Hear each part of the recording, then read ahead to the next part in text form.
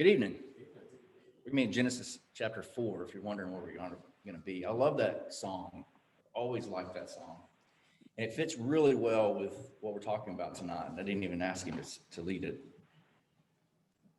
Sin is a form of insanity, and I'll explain a little bit about that. It really is going to be seen clearly in this passage. But, you know, the New Testament especially talks about sound doctrine. And doctrine, of course, is just another word for beliefs. The word sound means well, or it has to do with wellness.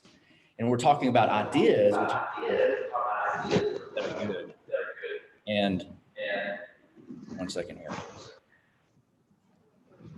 Here we go.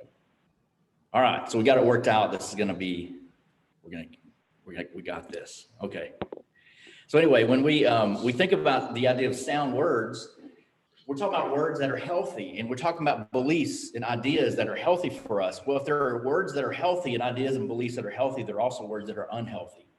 And anything that corresponds with sound doctrine is from God. Anything that corresponds with healthy doctrine is what God teaches us, so that not only do we have doctrine that is sound in the sense of right, because there is that sense of that in which we look at doctrine and we know that there is truth, that we must come to realization of what truth is, what we believe, and why we believe the things that we do. We need to understand those things. And even beyond that, though, there's also the idea that these things are not only true, but they are also healthy. Mentally, they help us. And it may be difficult for us to see how that correlates when we talk about, for example, instrumental music. It may be difficult for us, though we can see the soundness in understanding right from wrong. It may be difficult for us to see always the ramifications of what if we do that wrong? How is that wrong thinking actually hurt us? But regardless of whether we can see it or not, it's still there. And it's a lot easier when we have the idea of doctrine, when we talk about the doctrine of love, for example, what love is, how love acts, what love does. And when we understand what love is, and we have a proper understanding of the doctrine of love, which is the belief about love, then we can see very easily that if we have a wrong idea of love, that can really harm us. And it can cause harm in the world around us. And in fact, we see a lot of people who are acting and doing things that they think are loving, but they're actually not loving at all. So this is a very important idea. And Jesus, of course, brings this out so well in the gospel accounts. We're not going to be studying that, but Matthew chapter 5 and the Beatitudes is a perfect example of that. And chapters 5, 6, and 7 are all about the heart and making sure that we understand reality and live according to what God teaches us. That's basically what he's telling us we need to do. And so anything that's contrary to truth, anything that's contrary to soundness and wholeness and wellness as far as mentally goes, the ideas that we have and the beliefs that we hold, if you're contrary to what is rational, that is a form of insanity. And really, when you look at it, the great dispute that we have, the great pools that we have, and the two different, this dichotomy of life that we live both in the world, and we're also spiritual beings, right? And we know that ultimately the one that matters, the one that is truth, the one that is superior is the spiritual realm. But so often we get caught up in the physical processes of this world that don't take into account the spiritual.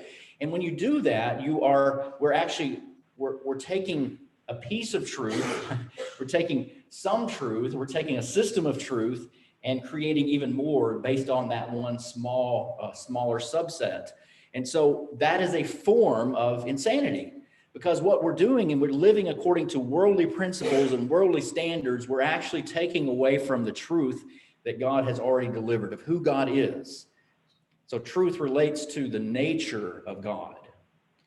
Truth isn't true because God decided it was true.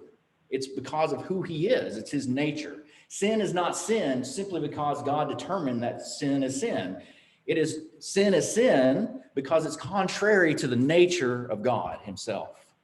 And so we look at sin and righteousness in that way. That's what reality is about. But in the book of Genesis, we start to see a pattern that's going to actually, after this, we're going to see a pattern. We're starting to see a pattern already, because we have in the garden when, I almost said Cain and Abel, but they weren't in the garden. Adam and Eve were tossed out of the garden because of the sin. They took the fruit and ate it, and they were kicked out of the garden. And then we see their children faced with similar circumstances, not that they had the tree to eat from, but they had the opportunity of sin. In fact, Cain is the one who did this. So now we have a situation in chapter 4 where Adam and Eve have children, Cain and Abel. And this is, of course, this is after they've been removed from the garden, but there's no doubt that those children grew up hearing stories about what happened in the garden, what God did to them, why that they're not allowed to go in, probably danger stories about staying away from the entrance to the garden because there's an angel there that has a sword of fire and you don't want to die, so don't go in there. There's all kinds of things they would have definitely had to have heard and be told about. And as they grew up, they started to understand that they need to make sacrifices to God.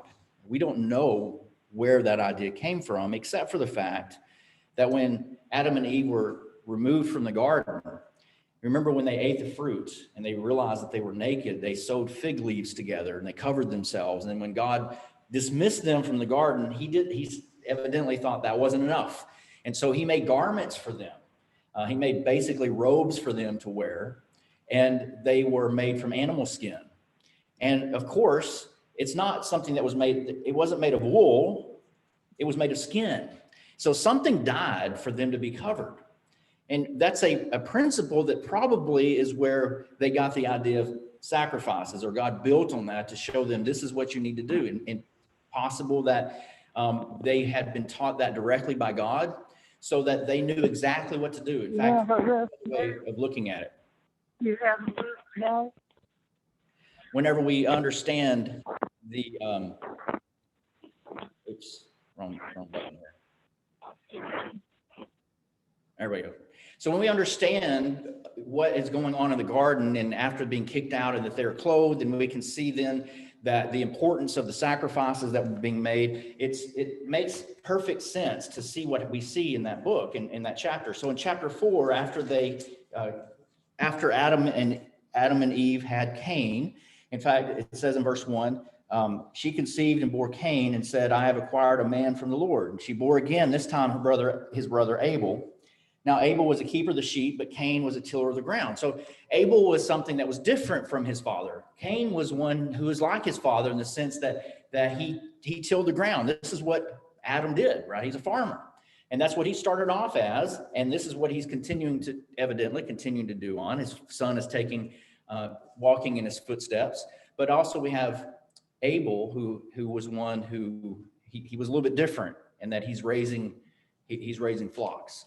And that's a significant difference, but it doesn't really, I don't think it has any significance in the account, but it is interesting that we see that being developed. In the secular world, they make a big deal about the fact that early man, quote unquote, early man, they were all hunter-gatherers for 100,000 years or so. All they did was just walk around looking for stuff that they could eat. And later on, they started developing and started herding, this kind of thing. And then later on after that, they started farming because that's a whole lot more advanced. And actually, the Bible teaches us it was all around at the same time. And this is what we see here. And Abel was a keeper of the sheep, but Cain was a tiller of the ground. In the process of time, it came to pass that Cain brought an offering of the fruit of the ground to the Lord, and also Abel brought of the firstborn of his flock and of their fat. And the Lord respected Abel and his offering, but he did not respect Cain and his offering. And Cain was very angry, and his countenance fell. Whenever we look at that, then we need to understand that when Cain brought the offering, we don't exactly know what he was supposed to bring. We don't know what he was told to bring. We don't know what kind of sacrifice this was. It's not related to the Mosaic system. It's not subject to the law of Moses. So we can't look in there and say, oh, it had to be this. We do know from Hebrews chapter 11 that Abel had a more acceptable sacrifice because he brought his in faith. Now, faith comes by hearing, and hearing by the word of God in Romans chapter 10, verse 17. So whatever it was, whatever instruction they had, for some reason, Cain didn't bring his based on faith. It could be that he didn't, some people suggest that he brought it and he didn't believe whenever he brought it, so it wasn't based on faith. I don't see that in the text. It makes a lot more sense for me to think that he didn't bring what he was supposed to bring, that Abel actually brought what he was supposed to bring. Now, having said that, we need to, how did it jump that far ahead? We need to look at the idea that even in the law of Moses, there was more sacrifices than simply animal sacrifices. They had sacrifices that were grain sacrifices that they could bring to God as part of their first fruit offerings. So we don't know if Cain brought the wrong thing, if he did it in the wrong way. We have no idea. But we do know that he didn't do it according to faith. That's what Hebrews chapter 11 teaches us. So how do we see that? It's not important, except for the idea of faith. He didn't do it the way God wanted. And because of that, then, we have something that's going to come about. And that's what we're looking at today, the idea of what we call self-fulfilled prophecy. That's a Psych 101 term. I remember going through college.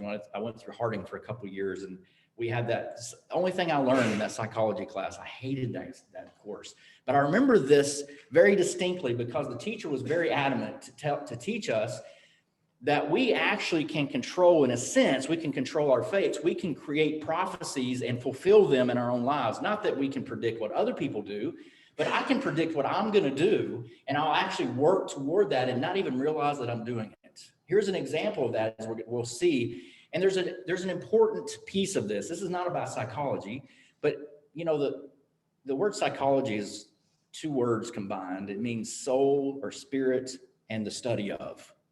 So in a sense, God's word is definitely teaching us about psychology, though it's not a psychological book. So it's okay if we look at our mind and how we think. Jesus talks about the fact that out of the abundance of the heart, you speak, right? So we need to understand who we are and how we think, the processes that go on, so that we can make sure we learn from it. And we can learn some things about anger. We can learn some things about fear. We'll learn some things about self-fulfilling prophecy here in this passage that I think is very interesting for us. And hopefully will be an encouragement to you. So what we have here is a shift in thinking for Cain.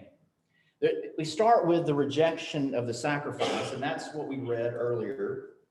It says in verse 5, God did not respect Cain and his offering, and Cain was very angry, and his countenance fell. So when it says he didn't respect the offering, he's saying that he didn't accept it. Now, that's something that really is hard for some people to understand. Why would God reject a gift? And I've mentioned this before, but in our culture, if someone presents you a gift, what do you say? You always say thank you, right? Unless you know that it's intended to be an insult or something like that, then you might say thank you in sarcasm. But whenever we were given a gift, because they are equals and because they were important, we recognize and accept that gift because that's what love does. But God is not that way, because God is superior to us. We're bringing him gifts, but he has the right to decide if he wants it or not, because that's who he is. He is so far superior to us. We're not accepting of the gifts, or he's not accepting of the gifts simply because we want to give them. Now, that's a very, very much oversimplified explanation for what I think is happening. But as I understand it, this is what God does. And he has always, from the very beginning, here we see this. From the very beginning of time, he has always enforced, especially with worship. He's always told us exactly what he wanted, how it was to be done, when it was to be done, or all kinds of stipulations that he put forth. And this was for his honor and glory. There's some wisdom in that, because even in the book of Colossians, Paul talks about this idea of religion that is self-imposed. That is, we kind of come up with what we want to do to serve God. He calls that self-imposed religion. And self-imposed religion is something that comes from pride. And it's easy for pride to grow from that, because now I'm going to present to God what I think is the best thing for him. And it's very easy then to start being competitive. It's easy for the ego to get in the way. And before long, it's not about what we're giving to God. It's about what we are giving to God. Look at what our greatness and what we're doing. And it's amazing to me, really, that God is the kind of God who desires and wants people to worship him, John chapter 4. But he also has stipulated it, and he's put it in such a way that in order to worship him properly, you have to be humble and do things simply. It's always been that way. So, well, I understand that in the law of Moses, it can get kind of complicated, but it wasn't very complicated for them to take a lamb to be sacrificed. It was a sacrifice. It was something anyone could do. And it wasn't a big show of look at how great I am. It was always a show of look at what God deserves. So now we have the rejection of the sacrifice. And then we have the idea of envy that's introduced. Even though the word isn't used here, you can see it very easily. When you look at in verse 6, well, at the end of verse 5, it says his countenance fell, means he's depressed. Verse 6, the Lord said to Cain, why are you angry, and why has your countenance fallen? If you do well, will you not be accepted? And if you do not do well, sin lies at the door, and its desires for you, but you should rule over it. So now he's telling him, listen, there's no reason for you to be angry. The only reason that he's angry is because Abel's sacrifice was accepted and his was rejected. So this is what we see. We see the beginnings of envy here, and envy actually led to murder. And that's what it often does. If we're not careful, if it's not kept in check, it's going to get out of control, get out of hand. We see this in our society all over the place, don't we? We have developed a society that there are certain segments of our society that seem to live on the idea of envy. You have what I feel like I need, so I'm going to take it from you. That's not what Christianity is based upon. In fact, we are selfless. We try to give away and not take for ourselves. But the explanation in verse 7 is important. He says, if you do well, will you not be accepted? There is a very important idea there, the idea of acceptance. All of us want to be accepted by our friends, family, especially by God. Now, this would have been an even different situation because whenever we offer sacrifices to God, the only way we can know whether or not he is accepting of that sacrifice is that we look at the Bible and see if he's going to accept it that way. In other words, we don't have a light that comes on, a green light that says, okay, I'll accept that, and a red light that says no, right? We have to go by faith that he is accepting of what we're teaching. And that's the reason we dig into the word and say, okay, what exactly does God want me to do? So I make sure I do it correctly. It's very different in that situation back then because in Genesis chapter 4, he could look at God's face and determine whether or not what he's doing is acceptable to God. He knew immediately whether that his sacrifice was rejected. When I was in high school, I just had this memory today. You know how memories just kind of pop up? I had a choir teacher I loved this woman so much. She was such a great teacher. She was such an encourager. And we grew up very poor. And I remember one time it was her birthday and I wanted to give her something so bad. And so I talked to my mother and she knew how to crochet. She crocheted this, I think she was probably in her 40s, lady, a crochet collar that like a doily, but it's something you wear. And looking back on it now, I think that was probably more fitting for an 80-year-old instead of a 40-year-old. But I was so excited because I wanted to give her this. And it was both me and my brother both. We were so excited about it. We didn't have any money to go get her anything. So my mother said, hey, I'll just make one of these for her. And I remember so clearly walking up to her and give it to her. And I'm so excited. She opens the box and looks at it and goes, oh, thanks. You know, it wasn't accepted. I didn't realize till today that hurt me really bad. I wanted to be accepted, and since she didn't accept my gift, I didn't feel I was accepted, which is ridiculous. It had nothing to do with me and her. It had everything to do with that ridiculous doily thing that she didn't want to wear, right? Isn't it funny how we react to things, though? What is that? It's fear of rejection. I wanted to be accepted. Cain wanted to be accepted, and yet he wasn't, and he took it personally. He got all upset and mad and depressed, and those things lead to each other, right? They feed off each other. It's not a good situation.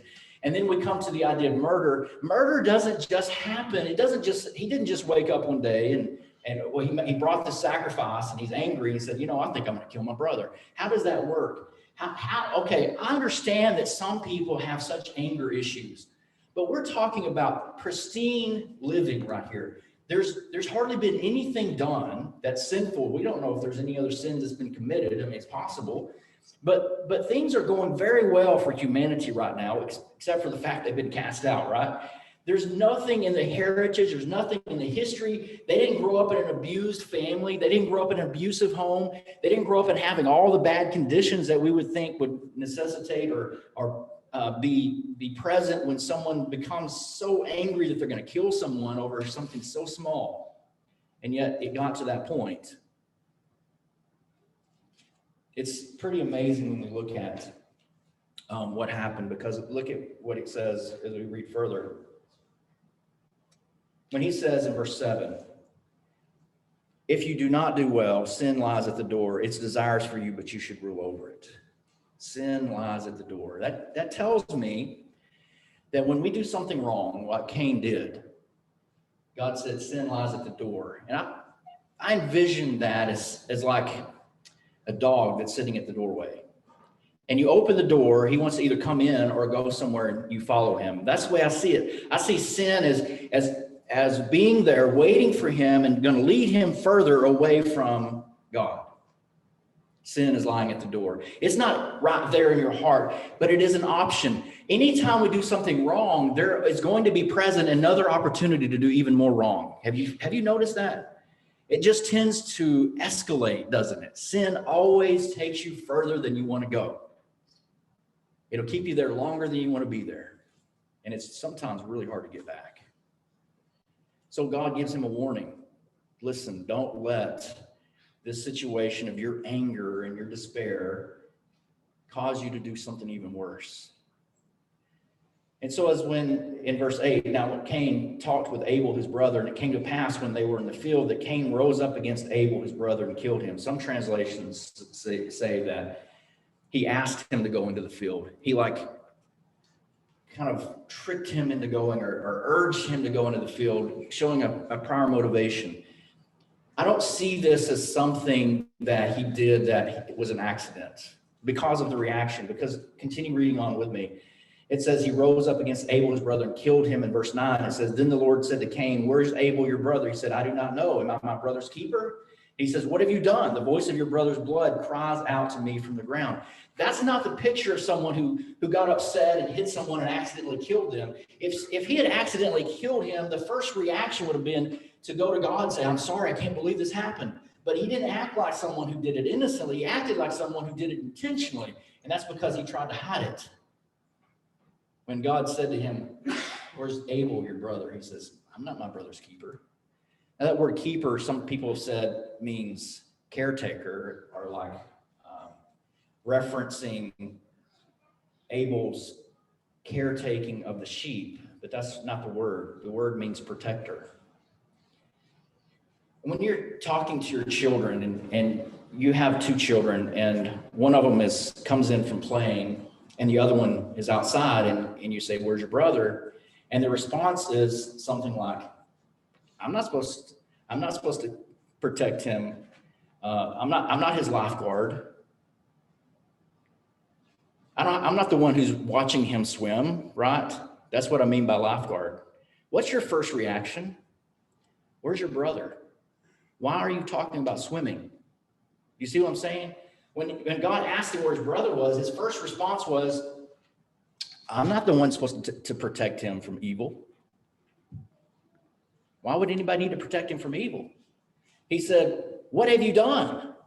And he already knew what it was. So the confrontation with Cain then is he wanted to see if Cain was actually going to admit to it. And he said, I don't know where he is. God said, the blood from your brother is calling out from the ground. We both know where he is. You killed him. So how did he get there? And this is where I think we can see some hints. And in this first part of this, when we look at the sacrifice that was made, and it says in verse 5, excuse me, Cain was very angry and his countenance fell. There's something there that shows that he was angry for a reason. He was upset. He was downtrodden because he felt like he was rejected. In fact, the terminology says he did not respect Cain and his offering. And so Cain felt like this was something of a rejection from him. And you can imagine how, thinking back to what his parents endured, how they were kicked out of the garden. They were rejected by God. They were kicked out of his presence. And in fact, you'll see that whenever he explains to God what he did and why he did it. Because you see that same kind of idea that you're going to kick me out. You're going to remove yourself from me. I'm not going to have any contact with you anymore. So what he was afraid of, what he feared, was that he would be rejected by God.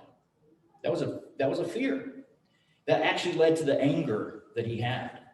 And the anger that he had was because his brother was accepted, but he wasn't. You can see how that would be easily something that you'd be afraid of. You're afraid of what's going to happen. He wasn't angry with God because he was rejected. He was angry with his brother. And that doesn't even make sense. As I said, sin is a form of insanity. It doesn't make sense that he would take this out on his brother. How would killing his brother make him more acceptable to God? It doesn't make any sense. But sin does that, doesn't it? We get to thinking, and we start thinking, and we start worrying, and we start plotting, and I've got to do something about this. I can imagine it just building up in him over time. I don't know how long a time it was. It doesn't say how long it took him. It could have been the next day. I have no idea. It could have been months from there. I have no idea. But all I know is it says that he was angry, and the Lord told him to be careful because sin lies at the door. And it says that it came to pass in verse 8 that they were in the field. Cain killed Abel. When he looks at this in verse 9, when he says, "Where is your brother Abel?" In verse 10, he says, "What have you done? The voice of your brother's blood cries out to me from the ground. So now you're cursed from the earth, which has opened its mouth to receive your brother's blood from your hand. When you till the ground, it shall no longer yield its seed, its strength to you. A fugitive and a vagabond you shall be on the earth." And Cain said to my Lord, "My punishment is greater than I can bear. Surely you have driven me out this day from the face of the ground. I shall be hidden from your face. I shall be a fugitive and a vagabond on the earth, and it will happen that anyone who finds me will kill me." You see, the same idea is presented here. He is now expressing this. He says, "This is exactly what I thought would happen. You have driven me out of this day from the face of the ground." That's what God said. Look at what God said. You are cursed in verse 11. You're cursed from the earth, which has opened its mouth to receive your brother's blood from the hand. Now, when the earth was cursed with Adam and Eve, the earth was actually cursed, not Adam. But here, Cain was cursed. And so now he couldn't do his livelihood anymore, that is farming. Couldn't do it anymore. He says, "You're going to be a wanderer on the earth." Where in this does God say, "You will have nothing to do with me anymore"? He didn't say that. He said, "You're cursed from the earth." That doesn't mean that he's completely rejected him and it gives him no hope. Now, it could be that, but he doesn't say that. In fact, it says here that Cain responded by saying, "You've driven me out," in verse 14. "I shall be hidden from your face." Now, it could be that God is meaning that, but he didn't actually say those words. But it does indicate something that Cain was thinking. He was already rejected when he made the sacrifice. And he killed his brother because he was of that rejection, because of the fear that's involved with that. And he wanted to make sure that it didn't happen, that he wasn't actually rejected. And what he ended up doing was making that come true. So with the rejection that that he thought was going to be there, that he thought was there, that actually wasn't, he actually made it come true. And that's something that's very important. That's what we look at in various passages of the Bible. Talk about the idea of our utmost fears coming true. And I want you to consider this because it is stated several times in the Bible. Job chapter 3 and verse 25 is one of those passages passages, and this is Job talking. He says, the thing I greatly feared has come upon me, and what I dreaded has happened to me. Now that's something that he evidently says, this is something that I was afraid of, and it actually has happened. It's actually come to pass. The thing that I dreaded has happened to me, and I certainly don't want to be there. Look at Proverbs chapter 10 and verse 24. I guess I'll give you the verses here. There we go. Proverbs chapter 10 and verse 24.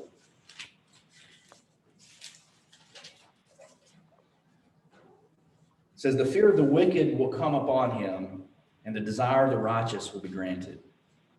Look at Isaiah chapter 66.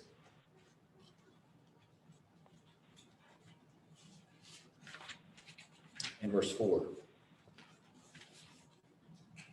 So will I choose their delusions and bring their fears on them, because when I called, no one answered. When I spoke, they did not hear, but they did evil before my eyes and chose that in which I do not delight. Now, look at that for a second. Because they did evil and they chose pathways that God didn't want, he says, I will choose their delusions. Their delusions are related to the things that they were pursuing. I will let them have their delusions. I will choose their delusions and bring their fears upon them. So their behavior is going to is working toward bringing on the fears that he says they have. He's bringing their fears on them. How? Because he's just letting it run its course. And they're going to bring about the bad things in their life that they're afraid of, that we all have these different fears of different things. I know that there was a man who grew up his entire life. He had an uncle that was a troll, I guess you'd say.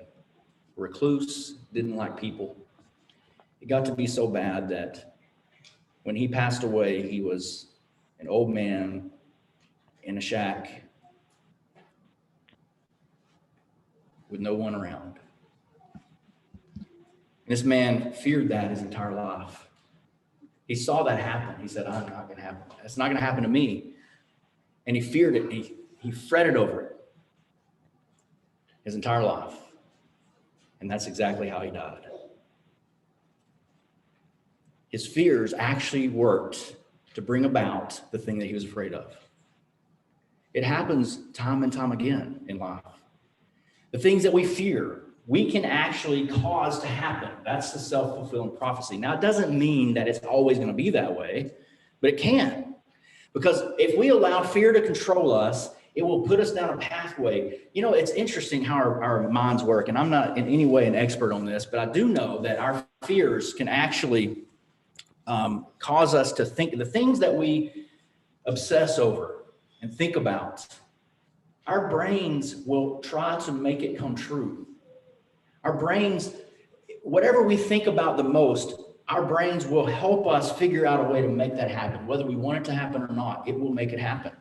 We'll do it subconsciously. We'll act in such ways. For example, this man I was talking about, he acted in such ways that caused people to reject him. And so he ended up in the place where he didn't want to be. And the reason he ended up in that place was because he was so afraid of ending up in that place that he would reject everyone that was around him because he was afraid that they're going to hurt him and put him in that place. And he didn't realize the road that he was on was putting him in that place. Same thing with so many people in this world. And it can happen to us too. That's the reason that we need to make sure we're careful with the things that we think about. In James chapter 3, we can look at that in the sense of course, it's talking about not being many teachers, but the things that we tell ourselves, the stories that we tell ourselves will determine our futures. The things we choose to believe. So the ideas and the doctrines that we have, that we espouse, are extremely important because they will determine how we behave. And our behavior is going to determine what our future is like. So if our beliefs are bad, then we're going to have bad things happen because we're going to work toward, our brains will work toward it. That's how we were designed. Romans chapter 7 is kind of an overview, the summary here, if we can look at it. It's the passage that talks about the things that I want to do, I don't do. The things I don't do is actually what I want to do. And it's a very complicated subject. I think that sometimes we misinterpret it, though it's not my intention to talk about exactly what was wrong with the interpretations. I want you to understand what he's saying there, though, as I understand it. We want desperately to be right with God, but there's nothing that we can do that will make us right with God, because the very things that we want to do to try to make ourselves right with God, they don't matter as far as being right with God. Because if we are living in imperfection, if we're not perfect beings, we are not right with God. There's nothing that we can do to change that fact. The fact that we've sinned in our past. If you're 99% perfect and you have a 1% imperfection, you are not right with God. That's the way reality works. And when we have that distance there between us and God, it doesn't matter. The things that I try to do to make myself right with God, they don't work. The only possible hope I have is to trust in Jesus, who is able to save me from this body of sin and death. That's the gist of that chapter, as I understand it. And it helps us to understand really what rational thinking does for us. It helps us. It puts us in the right place. So we need to understand here, and that's something we're tying us up here very quickly. What do you dwell on tends to come about. Fear is nothing more than faith in evil. It's putting your faith in the wrong things. It's still faith. It's just faith in the wrong things. So the person fretting over someone, whether they're going to live or die because they get COVID, they're fretting over something. They're putting their faith in evil. There's no reason to fret. Put it before God and let God take care of it. He will take care of things. Whatever he decides to happen is going to happen. And we can't control the future in that sense. But look in Matthew chapter 12, verses 33 through 35.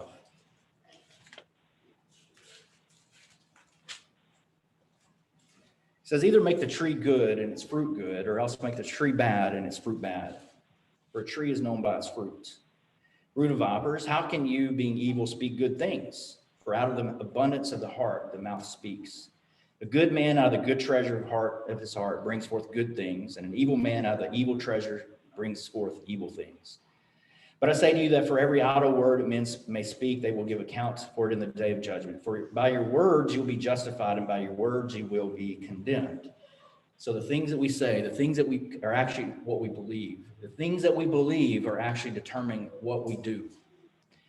It's very important that we understand that, and I think we all do, but it's a good reminder for us.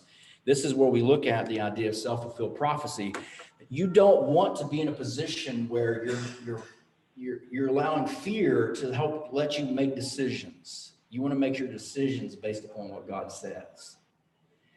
And when I talk about letting fear make your decisions, our survival instincts sometimes can actually work against us. And we need to be very careful of that.